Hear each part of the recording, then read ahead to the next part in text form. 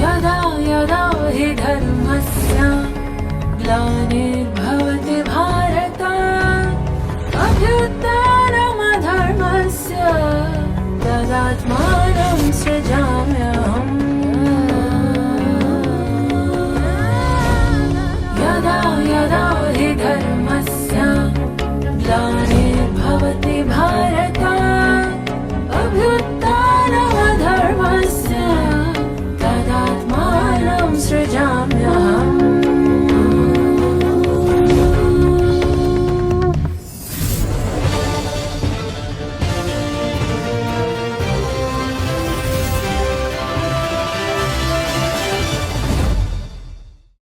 नमस्कार दर्शकों, गीता ज्ञान अपनाओ सफलता पाओ इस कार्यक्रम में एक बार फिर से आपका बहुत बहुत हार्दिक स्वागत है, अभिनंदन है।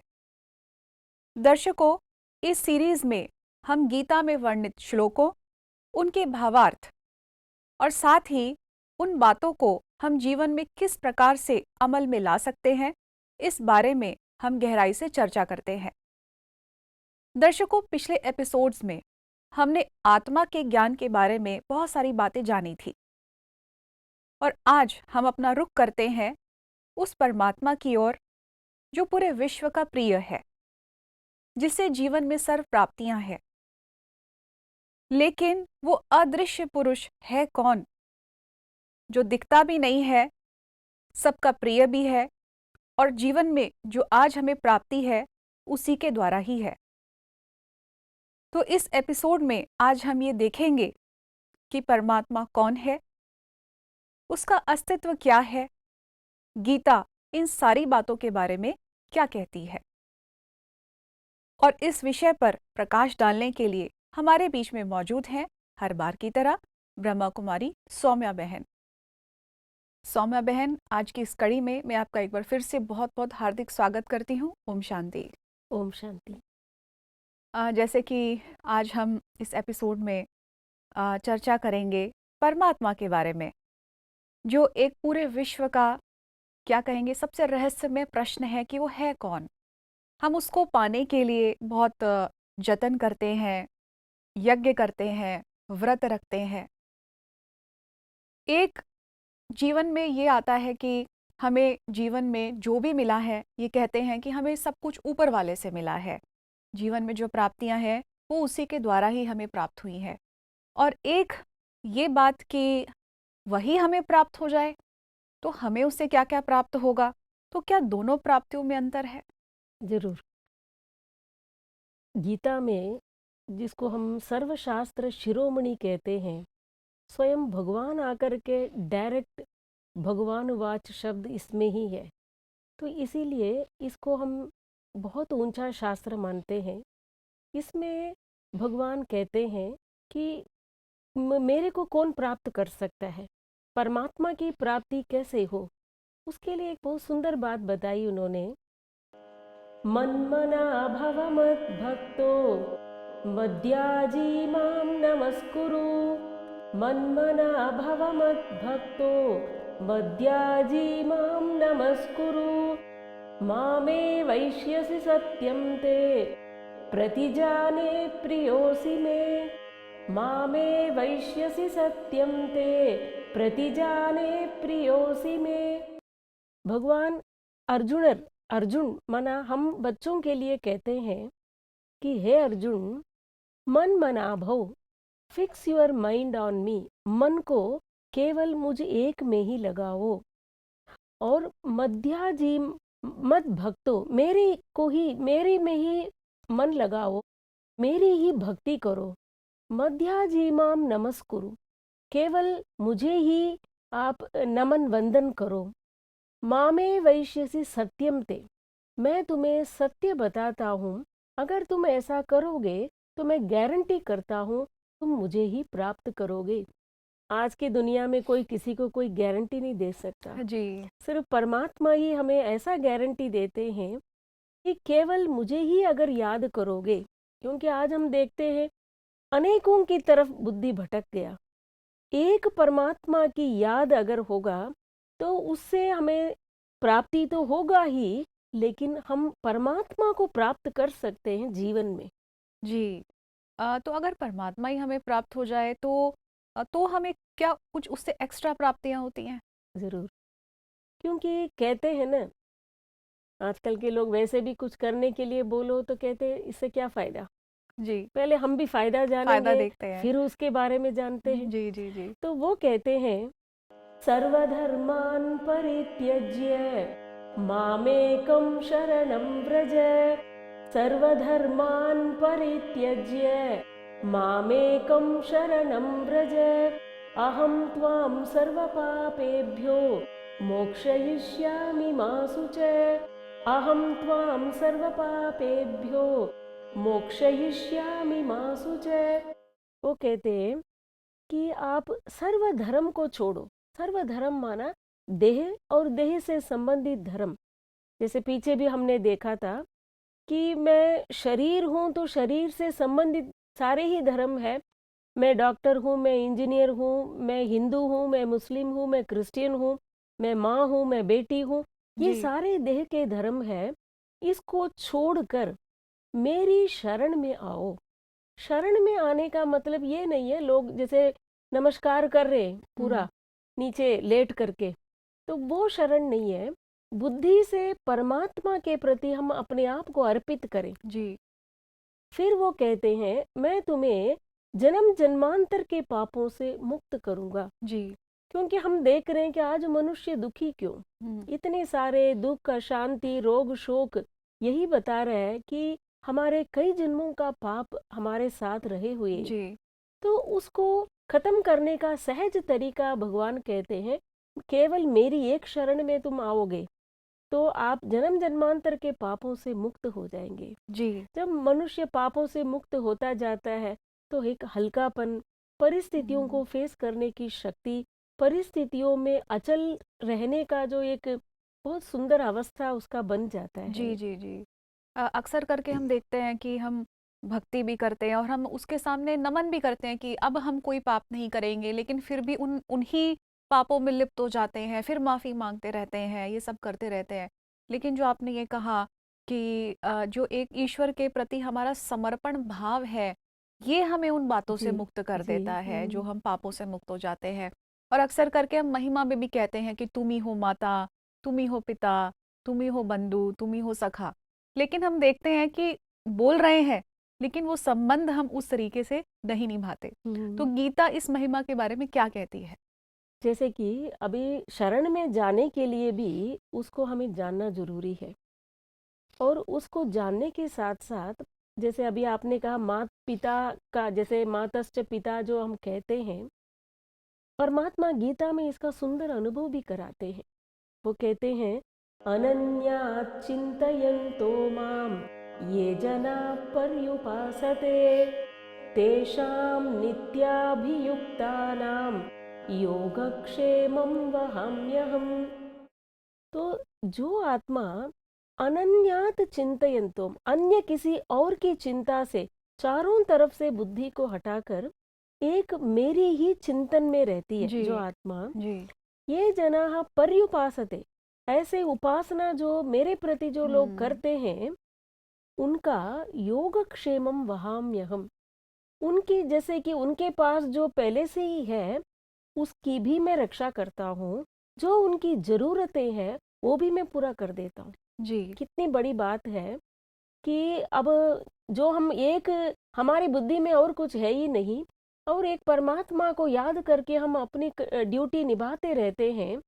अपने आप हमें जो ज़रूरत है परमात्मा उसको पूरा करता रहता है, और जो हमें अपनी चिंता करने की ज़रूरत नहीं है, मैं इसको पकड़ूं, इसकी कैसे जी, जी, सेफ्टी जी, करूं, जी, इस वो अपने आप हमारा ध्यान रखेगा। जी। हमारी जिम्मेवारियों को भगवान ही पूरा करता है।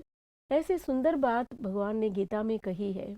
लोगों के माइंड में अक्सर ये आ जाता है कि इतना सब करने के लिए तो हमें घर-बार छोड़ना पड़ सकता है, या अगर सारे ही संबंध उससे निभाने हैं तो हम घर में रह के क्या करेंगे? इस तरीके की बातें आती हैं, तो लोग इन बातों को अपनाने से डर जाते हैं। तो आप इस बारे में क्या कहेंगे? देखिए, एक संबंध की जो बात है ना, हम बचपन से संबंध तो निभाते ही आ रहे, एक बच्चा एक सिर्फ माँ को ही जानता है। धीरे धीरे जब बड़ा होता है तो उसका प्यार थोड़ा पिता के प्रति भी जाता है, तो फिर बट जाता है फ्रेंड्स के साथ, फिर जी टीचर जी के। इसी तरह से उसका प्यार तो हम करते ही आए, हम जानते भी हैं। लेकिन अब भक्ति में तो हमने कहा त्वमेव मातश्च पिता त्वमेव। अब जिसके लिए हमने गायन किया, जरूर वो शारीरिक संबंध तो होगा नहीं। जी एक परम आत्मा, आत्मा परम आत्मा के साथ वो संबंध निभाने की बात है, तो हम इसको सहज तरीके से निभा सकते हैं। इसके लिए भगवान कहते ना आपको घर की त्याग करना है, गृहस्थ को छोड़ना नहीं, हम्म, ना कोई कठिन तपस्या करना है, ना जंगल में जाना है। लेकिन एक सिर्फ बुद्धि से परमात्मा की याद हमारे साथ हो, हम सब कुछ करेंगे घर गृहस्थ में, लेकिन एक माता पिता तो हमने ही कहा ना, जी तो उसी को फील करना है हमें, इतना ही करना है, इसी में ही हमारी प्राप्तियां हो जाएगी। मतलब हमें कुछ छोड़ना नहीं है, अपने घर गृहस्थ में रहते हुए उससे वो संबंध निभाने हैं। जी जी। जी ये भी कहते हैं कि परमात्मा को पाना बड़ा मुश्किल काम है, बड़ा दुर्लभ है, इतनी आसानी से वो प्राप्त नहीं हो सकता है ना? तो अब इस बारे में गीता क्या कहती है? क्या उसको प्राप्त करना इतना मुश्किल है, इतना दुर्लभ है, जब हम उससे सारे संबंध भी निभा रहे हैं, सब कुछ कर रहे हैं? जी। अब देखो, हर किसी की मुख से तो भगवान शब्द तो निकलता ही है, चाहे वो जानता है उसको, नहीं भी जानता है, किसी न किसी रीति से वो उसको याद भी कर रहा है, सब कुछ कर ही रहा है। लेकिन उसको प्राप्त करके जो सिद्धि प्राप्त किया जाए, वो कौन कर सकता है?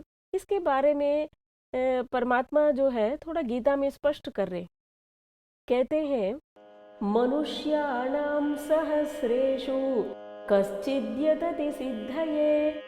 मनुष्याणां सहस्रेषु कश्चिद्यतति सिद्धये, यततामपि सिद्धानां कश्चिन्मां वेत्ति तत्त्वतः। यततामपि सिद्धानां कश्चिन्मां वेत्ति तत्त्वतः। भगवान कहते हैं सहस्रेषु मनुष्याणाम, हजारों मनुष्य है, उनमें से कोई एक ईश्वर की प्राप्ति के लिए प्रयास करता है। देखो, एक है जी मैंने अगरबत्ती जगा दिया, जी जी जी कर दिया तो मैं संतुष्ट हूँ। जी एक है मैं उसकी वास्तविकता तक पहुंचूं, जी उसकी जी जी यथार्थता जानूं। जी ऐसा प्रयास हजारों में कोई एक करता करता है। बिल्कुल बिल्कुल। फिर वो कहते हैं उसमें भी कोई विरला ही मेरे से सिद्धि प्राप्त करता है। मतलब मुश्किल नहीं है, लेकिन करते उतने ही लोग हैं। उसमें भी बहुत रेयरली, बहुत कम लोग परमात्मा की प्राप्ति करते जी हैं। बिल्कुल बिल्कुल। यथार्थ जान करके उसकी प्राप्ति करना, क्योंकि हजारों सालों से जब जब से हम जान रहे हैं ये सब, ये महाभारत, ये सब रामायण, इतिहास, पुराण पढ़ते आ रहे हैं, तब से दिखाया है कि परमात्मा की खोज किया लोगों ने, लेकिन सबको तो मिला नहीं है वो। जी जी जी इसीलिए कहते हैं ना, रियलाइज गॉड। फिर ये भी कहते हैं खुद को जानेंगे तो खुदा को जान सकते हैं। बिल्कुल। तो अभी हमने खुद को समझने का एक सुंदर जर्नी तो किया ही, लेकिन अब खुदा को भी पूरी तरह जानेंगे। तो इसलिए भगवान कहते हैं वो आप हजारों में वो एक भाग्यशाली आत्मा है जो परमात्मा को जानने का यत्न कर रहे हैं। जी जी, ये आपने बिल्कुल सही कहा, क्योंकि अक्सर करके हम भगवान को याद करते हैं कि भगवान ये दे दो, वो दे दो, मुझे जीवन में मेरे ये कष्ट दूर कर दो। लेकिन उसको प्राप्त करने की जो एक जिज्ञासा है, एक जो मन के जी भाव हैं, वो ये सच है कि सब में ये भाव नहीं होते हैं कि उस वही हमें प्राप्त हो जाए। ये बात आपने बिल्कुल सही कही। और जो इस जिज्ञासा को जानने के लिए आगे की ओर बढ़ता है, तो भगवान उसको ही प्राप्त होते हैं और सिद्धि भी उसको प्राप्त होती है। तो अब हम जानना चाहेंगे कि इतना हम उसके बारे में बात कर रहे हैं, इतनी चर्चा कर रहे हैं, पूरे विश्व में उसको अलग-अलग नाम दिए गए। अब मैं जानना चाहूँगी कि उसका रूप क्या है? परमात्मा का जो रूप है, अब लोगों ने तो यह तपस्या करके जंगल में गए, तपस्या किया, फिर कहा नेति नेति, ये नहीं वो नहीं, ये भी नहीं, ऐसे ही करते गए। यही है, किसी ने कहा नहीं। और परमात्मा को ऐसे कौन जान सकता है?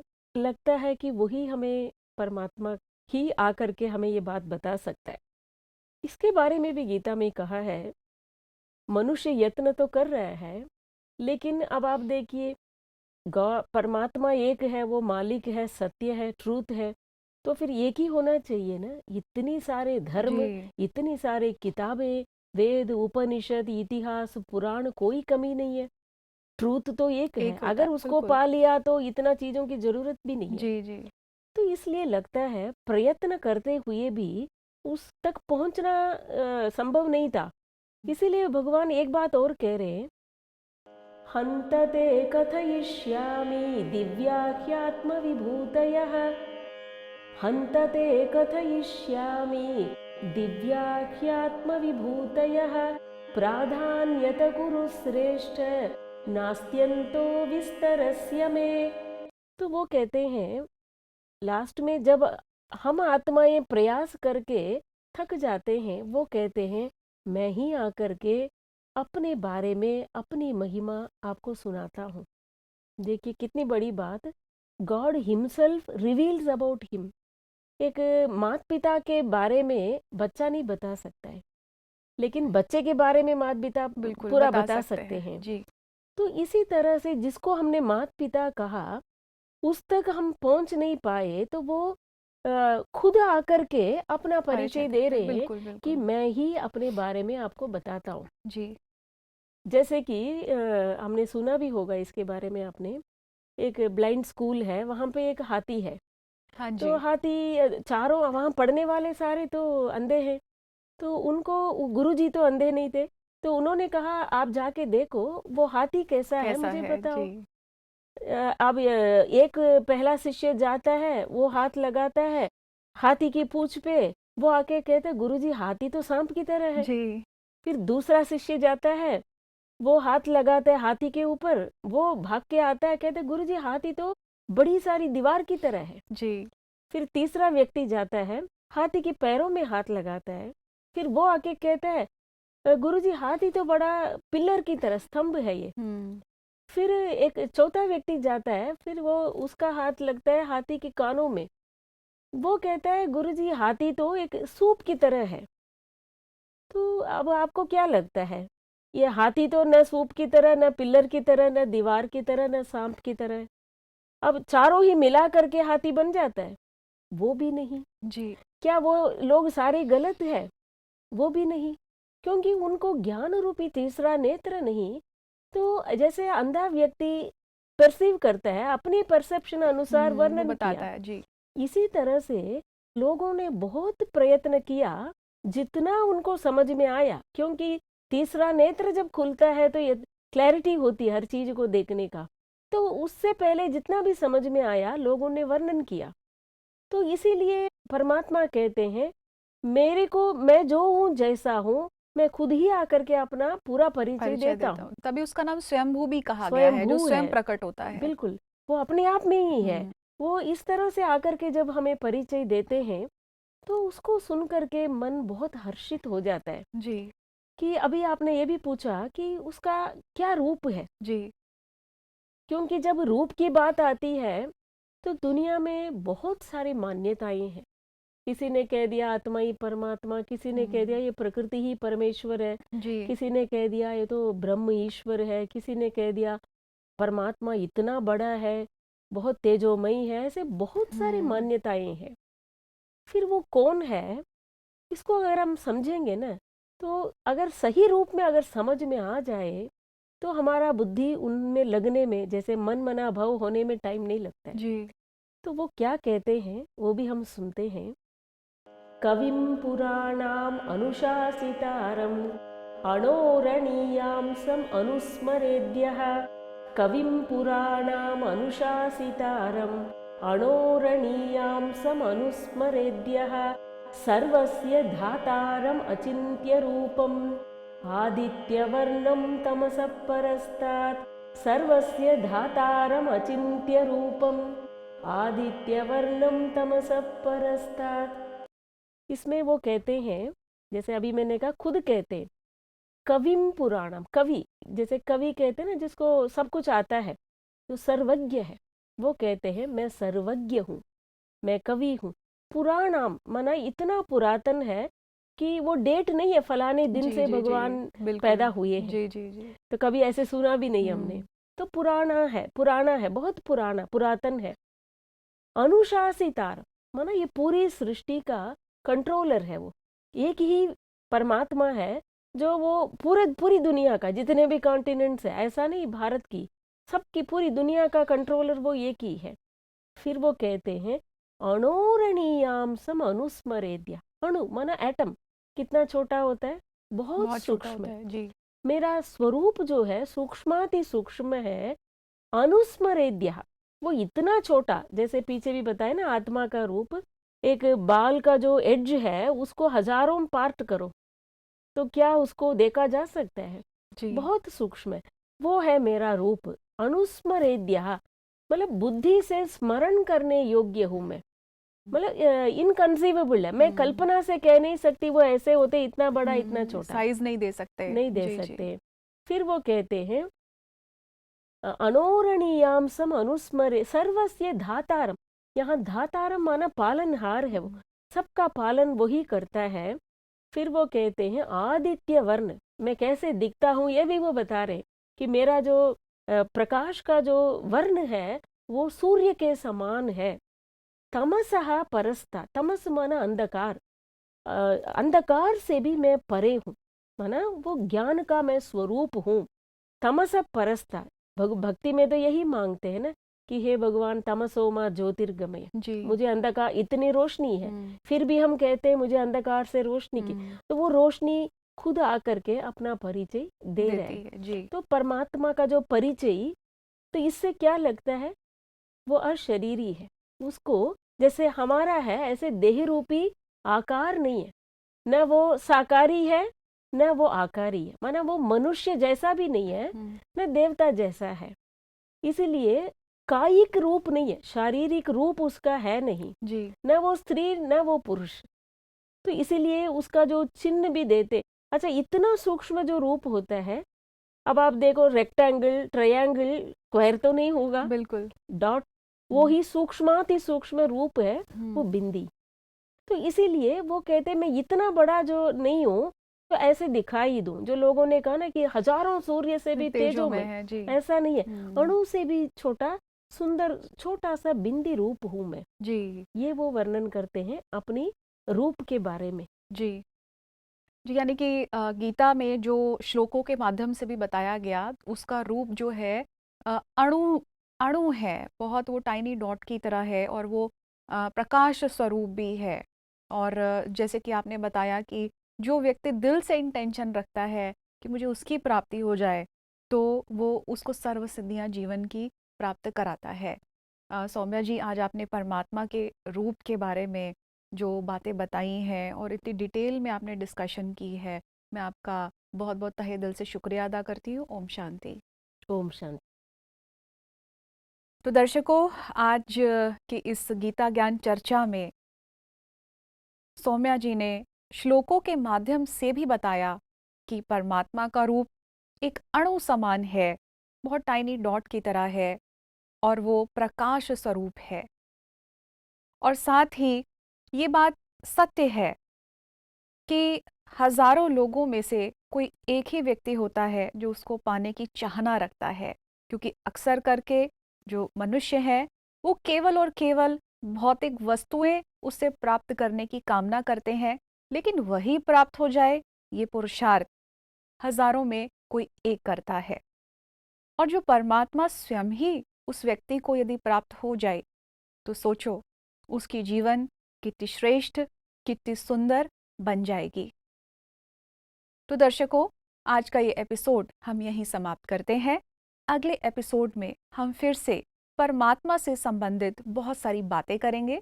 हमें दीजिए इजाजत। नमस्कार। ओम शांति।